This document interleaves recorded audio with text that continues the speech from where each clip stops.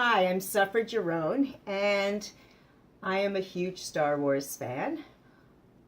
I wasn't going to do another Last Jedi review until I saw it again. I'm planning to buy the DVD digital combo deal when it comes out next week, and then I was going to go through it and look at it again with an open mind when I'm not all overwhelmed by my emotional connection to the series and so on. But I had an epiphany today about a lot of the backlash. Now, let me backtrack a bit to set you up. For a lot of you, probably don't know who I am. I'm, normally a horror writer and do YouTubes about, my horror writing and tarot reading and stuff. But I am a very big Star Wars fan. I first saw Star Wars on opening day in 1977. I was 14 at the time. Was I 14? 13? Anyways, I was a teenager. And so when Star Wars came out, I know about a world before Star Wars, and I know about a world after Star Wars because I was a teenager when I saw the first one, when the Star Wars effect hit our world. The reason why I went to see Star Wars that day was because the commercials made it look like something new and interesting that had never been done. And then why I proceeded to see it 28 times that year was because of how it made me feel at the end of it, how it made me feel when I left the theater. It was such a ride. And yes, it was new at the time. The music was amazing. Close Encounters, Poltergeist, all that, Jaws, all those things. We're familiar with John Williams. No, none of us can argue that we love John Williams. We all love John Williams. So the music, absolutely, music is part of the character in Star Wars as far as I'm concerned.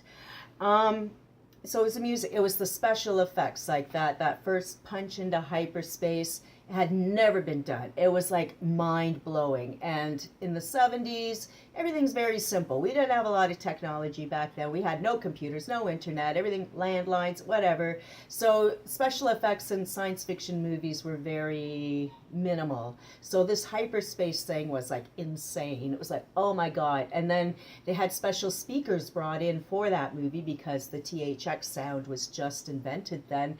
And so, like, we had this amazing sound, and you felt like you were on a roller coaster or a ride when you'd watch this movie, especially that hyperspace part. And the thing is, when the movie ended, and even like the very first time I saw it, I thought Chewbacca should have gotten a medal, and I was pissed about that. But other than that, I've been holding that grudge for, 50 years or however long it's been. But aside from that, like the way the movie ended was very hopeful. And, years later, it was eventually called A New Hope. But at the time, it was just called Star Wars. It was a one-off, that we never knew would see these people again, ever. But when you left the theater, you were just so excited. Like, everyone would just run back into line and see it again. Because back then, you had to get back in line and see it again. And the Star Wars lines were huge. So, you're waiting. You'd miss the next show, but see the next one kind of thing. And you pay your 75 cents or whatever it was. And, so I spent a whole, the first year it came out in the theaters till it left the theaters, I saw it 28 times. Because I was, that rush, that adrenaline rush, I'd never, the only time I get that is when I'm on a roller coaster or whatever. Maybe seeing a favorite rock star or celebrity, things like that. But it's a very indescribable feeling. And, we all have it. You give birth to a baby or whatever. It's like that rush. And the hopeful idea, even though I didn't know if we'd ever see these people again, I just felt exhilarated, like good triumphed over evil. Luke had an adventure and he grew into a man. He went from a whiny little teenager. He, saw his family destroyed, and he went on this crazy, got sucked into this crazy adventure with a princess and this guy. We don't know if he's good or bad, but he's a dude, and at the last minute he has a change of heart and he helps Luke obliterate the Death Star, and Luke makes, Buddy and Obi-Wan Kenobi, and then watches him die before his eyes in a battle with Darth Vader. I think they've changed that a little bit over the years. That scene, how it was originally in my head. And even with that, like, Obi-Wan spoke to him, use the Force, Luke, and when he's going through the trench in that final battle, you know, and it was like just mind-blowing. And then the Death Star blows up, we got the music, we got the woohoo, you know, and there's Han Solo, like we thought he was a guy asshole who was going to abandon them, and he came back, and it was just like, you just cry, and you just like, oh yeah, and it was a ride, and it was fun, and it was hopeful, and you know, you had a sense of whatever. So I had an epiphany today at Toys R Us about The Last Jedi. Now, when The Force Awakens came out, I wasn't sure if I wanted to see it because, you know, I'm an old woman now, you know, but I took my kids, I have two sons, I took them to see the other, you know, at the time the prequels came out when they were young, so they got to see those, and their dad took them, and their dad's a filmmaker, so he was showing them Star Wars all the time at home, and when he'd have them, and because we're split up, so, you know, he exposed them to Star Wars, I exposed them to Star Wars, and so my kids weren't lost on the Star Wars experience, but we weren't like full-blown nerd fans. We had a couple of things, but not, you know, we didn't have like all the things. But the thing is,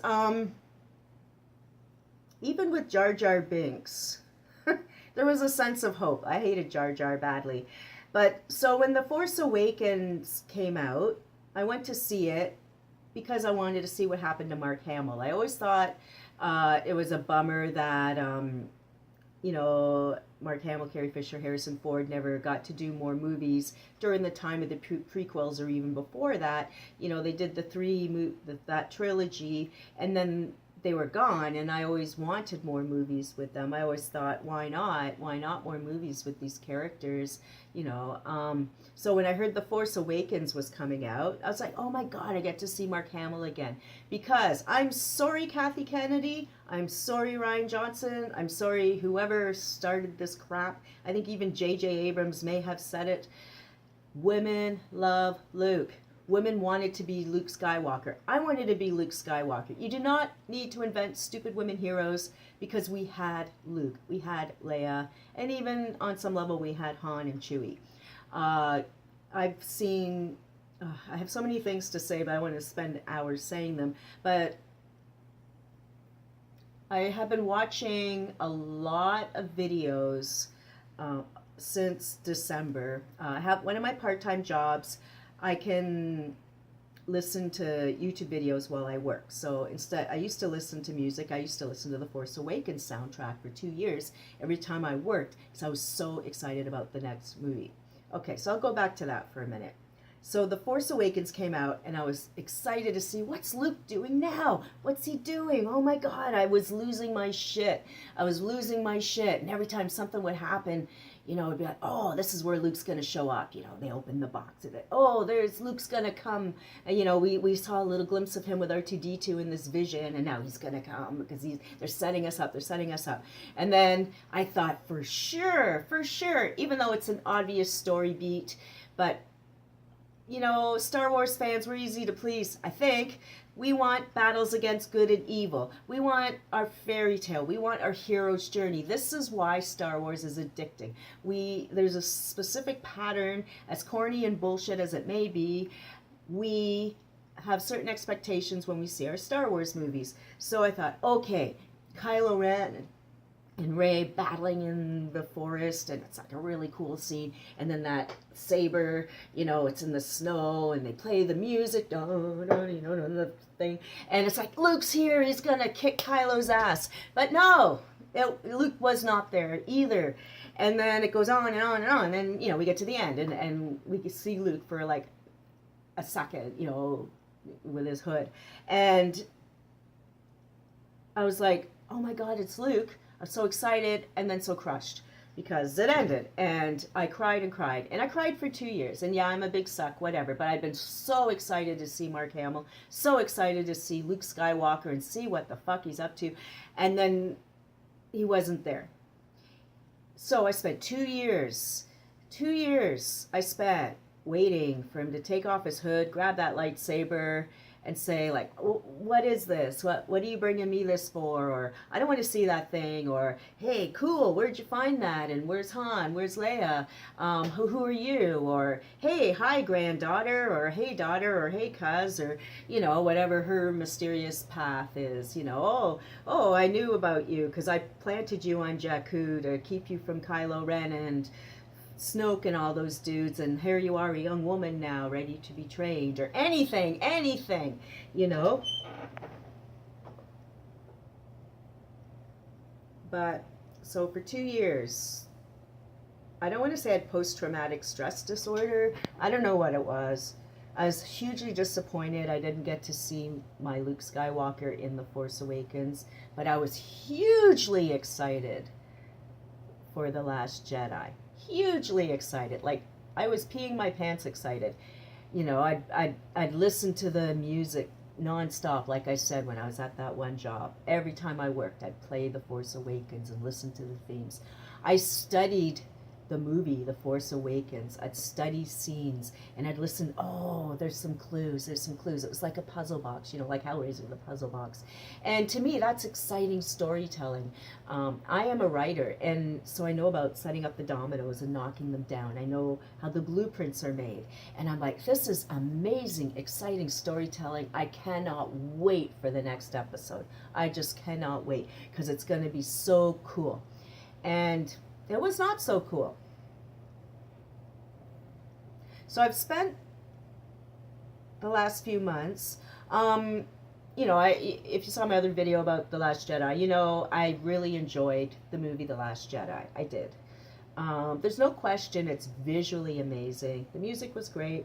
But it wasn't a Star Wars movie. It didn't feel like a Star Wars movie. It didn't have that Star Wars movie. Everyone's, you know, and I came to an epiphany. You know, I've been trying to decipher this. So I've been listening to so many YouTube videos, like I said, since December. So many. And there's a lot of women YouTubers, which I'm very happy to see. And they're all speaking out too, saying, hey, I've loved Luke Skywalker. You know, they're all way younger than me, so they like Luke Skywalker since they were little kids or first discovered Star Wars or whatever. Whereas I loved Luke's. I had his picture on my wall. You know, my wall was covered with Mark Hamill and Roger Daltrey when I was a teenager. It was, you know, I was super in love with Roger Daltrey, lead singer of The Who, and I was in love with Mark Hamill, Luke Skywalker. So, like, so these women are coming on, these young women, you know, in their 20s and 30s, saying, hey man, I wanted to be Luke Skywalker. Don't give me this shoving strong women down my throat. We have Princess Leia. Like, duh. Like, what are you talking about? Creating new characters. The ones we have are fine. But I guess people don't like old people like me, or like Mark Hamill, or Carrie Fisher, or Harrison Ford. Now, I know Harrison Ford wanted to get the hell out of the series. He's been trying to die in that series for a long time. So he gets a pass on how they killed him. That was great. You know, as having two sons myself, I think it would be pretty horrific if one of them should kill their father. So it's like, wow, that was pretty disturbing. And that was good. That was cool. But that was in The Force Awakens, and it was setting up Kylo's character. Now, I will say in The Last Jedi that most of the stuff they did with Kylo I enjoyed, but like I said, I need to sit down and watch the movie when it comes out and have a better review about all that stuff. But Kylo, although he didn't evolve at all, I did not like how he destroyed his helmet. I don't even know where the fuck he got his helmet, because it got exploded on Starkiller Base, so it doesn't even make sense that he even had a helmet. Because last time we saw his helmet, it was on the catwalk when he stabbed his dad, and then the planet blew up, so, you know, I guess he probably has some spares, I don't know. But that, again, Rian Johnson, obviously, you know, and he's admitted, I think he's admitted, I don't know, there's so many theories and stuff about the theories and stuff, that I think it was said that he wrote the script without seeing The Force Awakens or right after, you know, but he didn't use the clues. He didn't follow the story. Now, it's all fine and dandy. He wants to make his own original movie. This isn't the time or place. This is a trilogy. He's the second part of a 3-part story. And at the time when I saw The Last Jedi, like back in December, I gave him a pass on that. He can do his own thing, whatever. But the more I listened to Star Wars fans being really upset about all this, I'm like, yeah, sure, we all wanted something a bit different and a bit creative, but we didn't want the bullshit that Ryan gave us. Um, he did not treat the legacy characters well at all. You can see with Mark Hamill, I saw Mark Hamill in real life a couple years ago at Fan Expo, and now I know why he was a little disturbed looking, because he knew what this was going to be all about. Um, you see Mark Hamill's face at the premiere, and he looks like in total shock.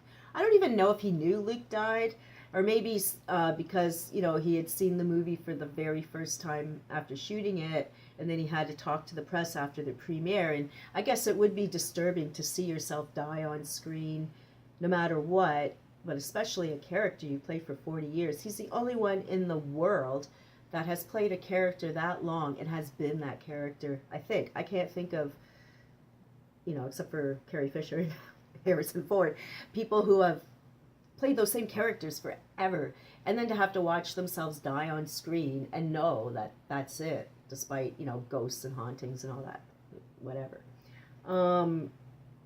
I was fully prepared for Luke to die in episode 9, because I figured he'd have to do some kind of heroic sacrifice, because that's the nature of his character.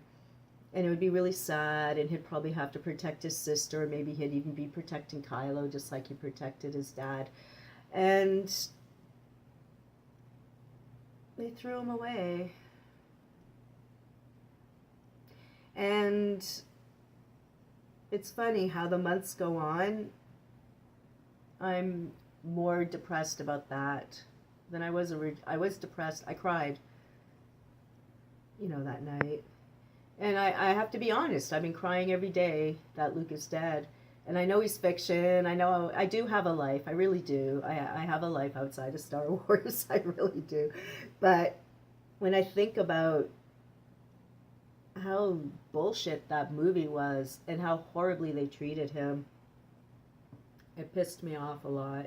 And I'm depressed that Luke's dead. Like, it's just plain old, somebody I love died, and that's what it is. And it was too soon. I was prepared for him in 9. I expected 8 to be him, let's get to know Luke again. We haven't seen him in 40 years. And throwing the lightsaber, like I've said 1,000 times, yeah, that's a Saturday Night Live skit. That's a Monty Python skit. That's not fucking Luke Skywalker. Unless he goes and picks it up later on, but he doesn't. And then the milking of the sea cow. At the time, I thought it was horrible. And I write erotica, so I'm not a prude. But it's like, I'm glad to see everyone else is just as disturbed as me. See Mark Hamill, Luke Skywalker. Like, what is that? Putting Luke in a porn now. Like, that is horrible. I didn't mind that he was a crusty old man. I absolutely did not mind that at all. That's not what I'm mad about. There just was no evolution, right? I'm still completely confused about the timeline, and maybe and that's why I didn't want to really do a review till I see it again. I still don't understand how old Kylo was when Luke tried to kill him. I don't understand how many years passed between that and then. But the thing is, in The Force Awakens, it's give me the map to Skywalker. Snoke says it. Kylo says it how many times? We gotta find Skywalker. We gotta get Skywalker. Skywalker left a fucking map. Why? Why did he leave a map? Why did... The Force Awakens opens with dude giving Poe this information to take to Princess Leia, General Organa, about her brother. Shit's happening, and they have to find Luke Skywalker. Like, this is the whole driving force of the movie, and this is a typical Star Wars. We have one plot, find Luke Skywalker, and they do by the end. And that's a Star Wars movie. We had a plot, and we successfully navigated it. And blew up a Death Star and got a new bad guy. When Leia first meets Rey in The Force Awakens, she knows who she is. Why? We'll never know, because Carrie Fisher's dead and Rian Johnson fucked up the script. We don't know who Leia thought she was. Kylo Ren talks about the girl. He knew who she was before he met her. And he knew she was strong with the Force. Now, I didn't mind Rey being a Mary Sue in The Force Awakens because I knew we'd get some answers in the next one. Because she could genetically have the Force, or she could have been trained. She may have been one of, I had all these theories, and, my theories suck because throw up the past and, your theories suck. Ryan taunts us that we're all assholes because we had theories, because we all paid attention to a movie and, as a storyteller, J.J. Abrams set up storytelling marks that in a trilogy, the second and third chapters should be unpeeling the onion layers so that we have a successful story. And so Maz knew Rey.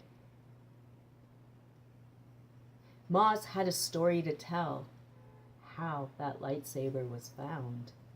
That's a story for another time. When's the other time? Chapter 9? Kylo knew Rey. I don't know if Kylo and Rey are siblings or cousins, or Kylo just knew of Rey, but the original Star Wars idea is balancing the Force, the dark and the light. But now we got Kylo and Rey are both murky. They're gray. And that's, so we can go anywhere in 9 with that idea. But still, to say that Rey's parents are nobodies and it doesn't matter and fuck us all because we had theories, that's lazy storytelling. It's so lazy. It's beyond lazy.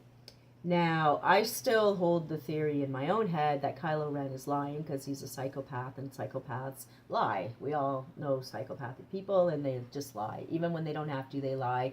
Kylo Ren is one of those and he's just lie, lie, lie. So that's the only redeeming thing I can say about that is that Kylo Ren is lying. Abrams is going to go back to his original idea of what he thinks Rey is and who Rey is, whether she's an android or a Kenobi or a Jar Jar Binks relative or whatever. He's going to fix that. I know he will.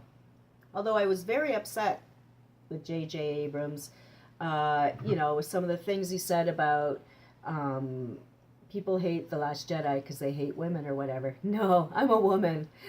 And like I said, I love Luke Skywalker. I love Leia. I love Harrison Ford. I love Kylo Ren.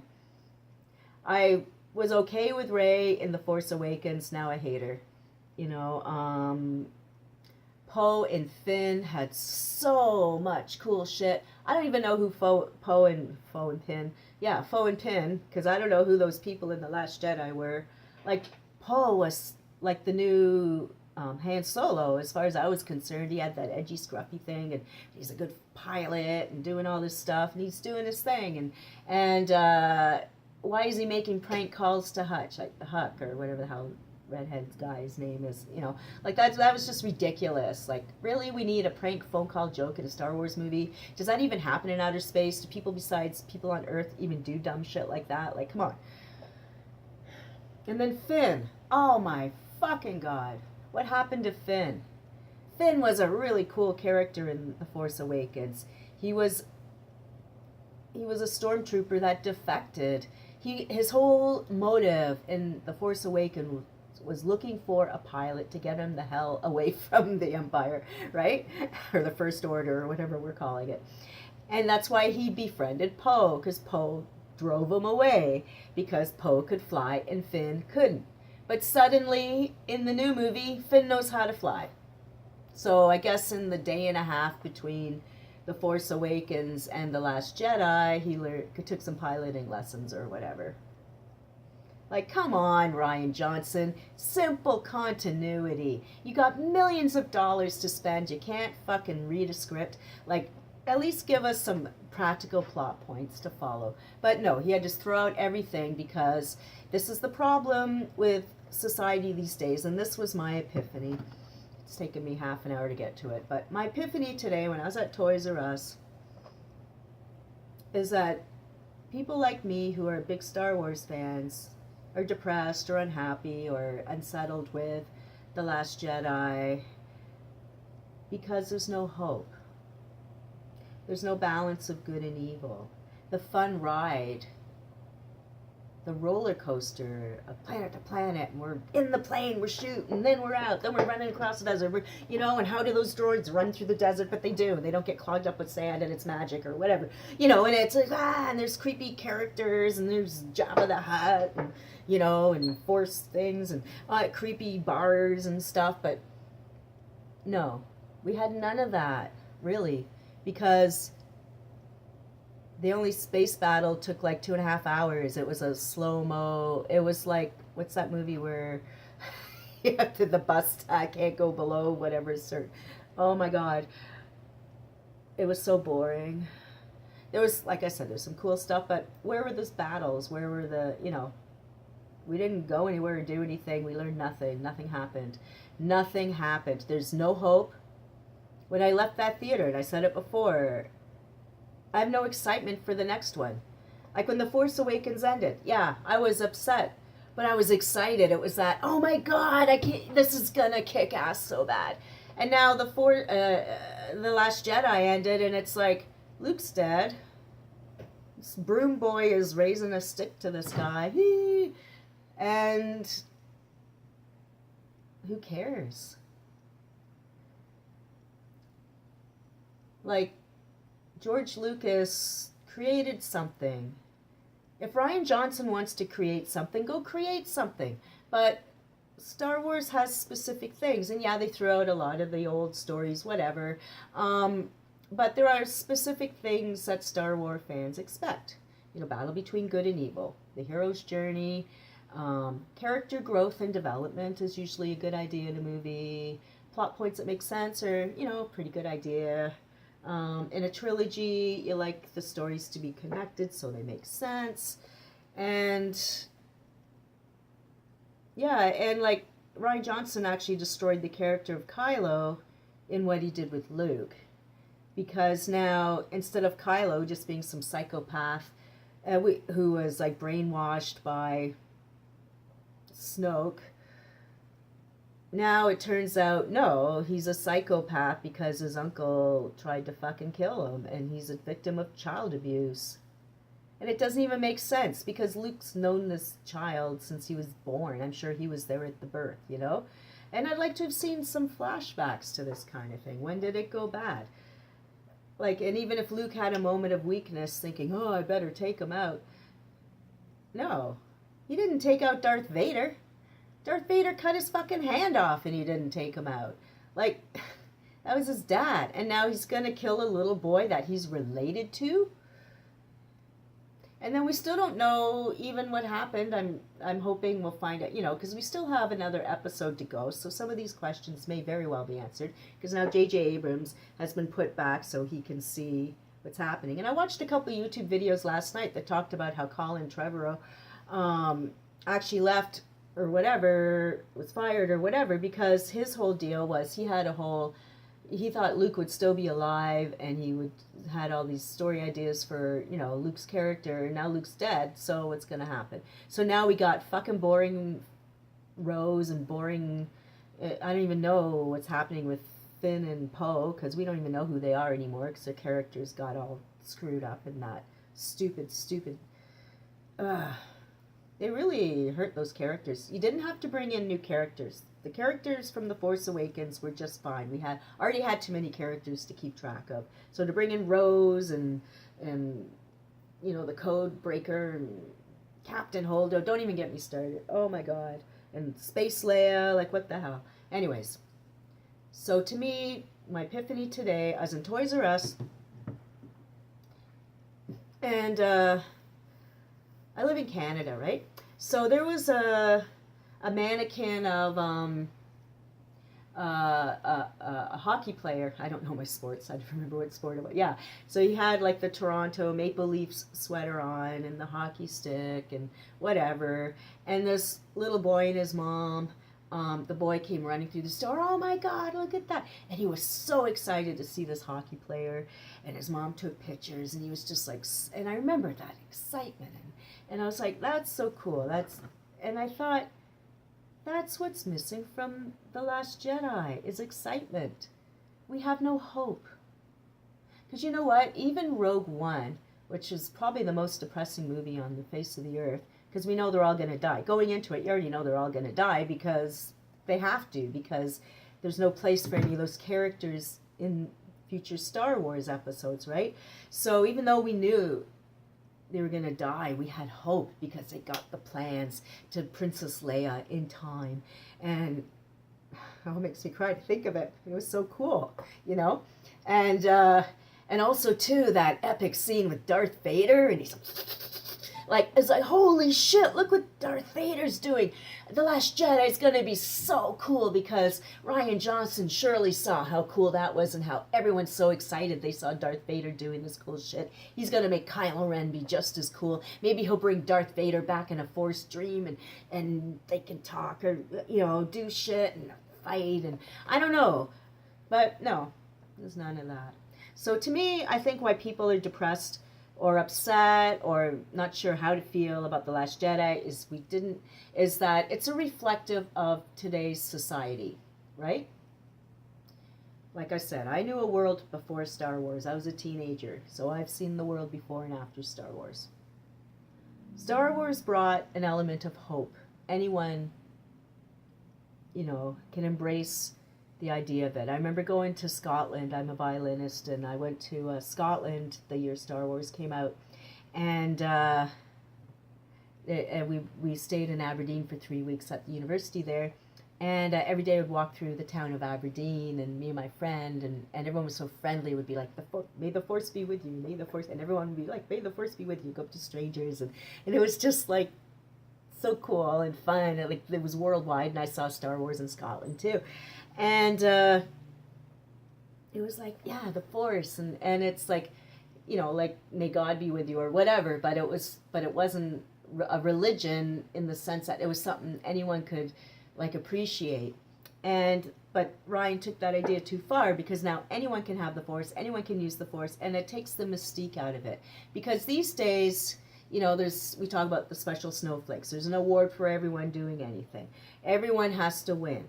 You know, oh, you got to get safe spaces. You know, Seinfeld can't do comedy on campus anymore because people will call him out. You know, and it's like this amazing bullshit that's happening with everyone has to be a hero. Everyone has to be special.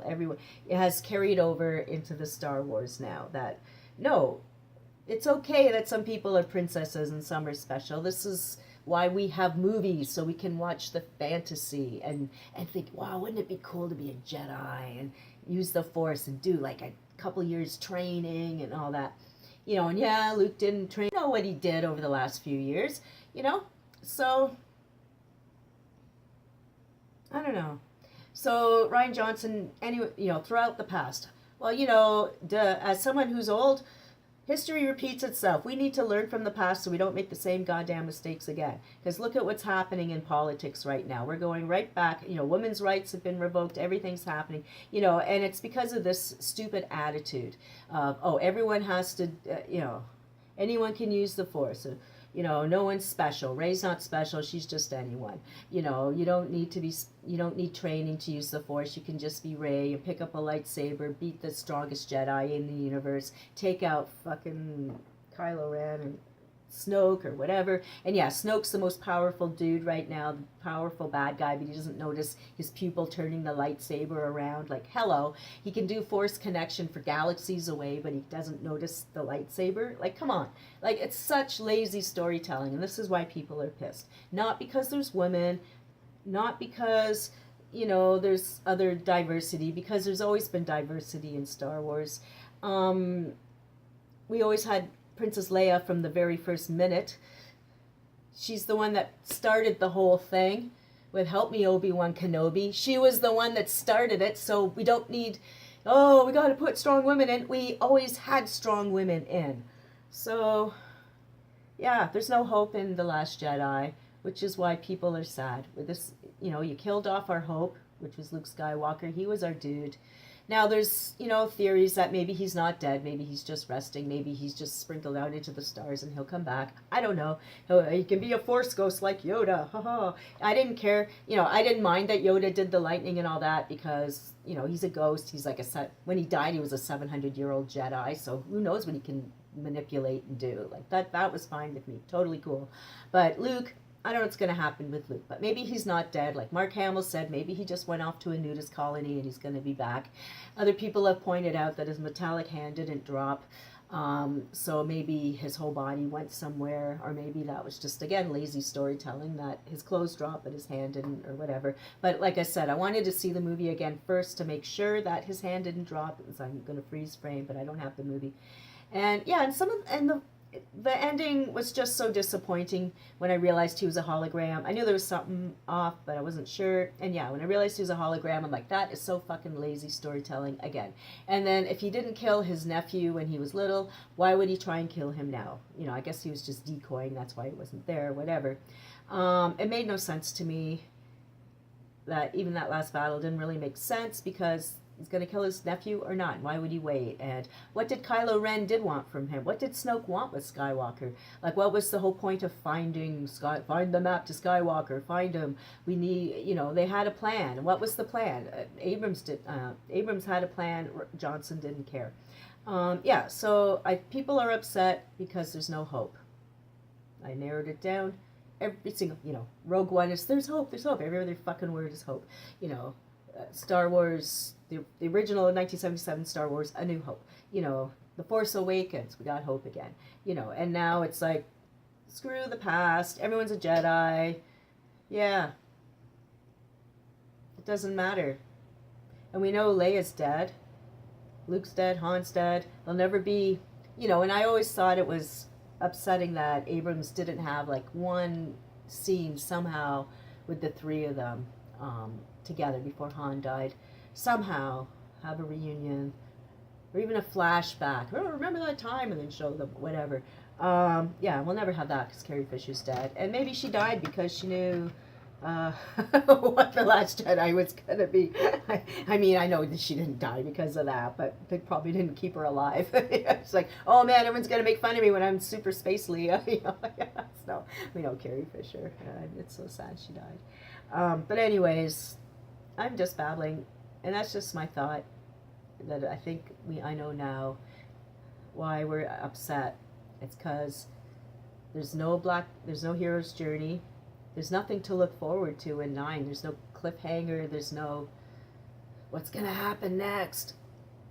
Because it doesn't matter. Because we can't even look for clues in that movie, because it's all just going to get thrown out, because this is what Rian Johnson's established now, is that don't bother fitting puzzle pieces, don't bother having theories, don't bother having clues, don't bother with professional storytelling that you get paid millions of dollars to do. Just be fucking lazy, write whatever scratch comes to the top of your head and fling it out.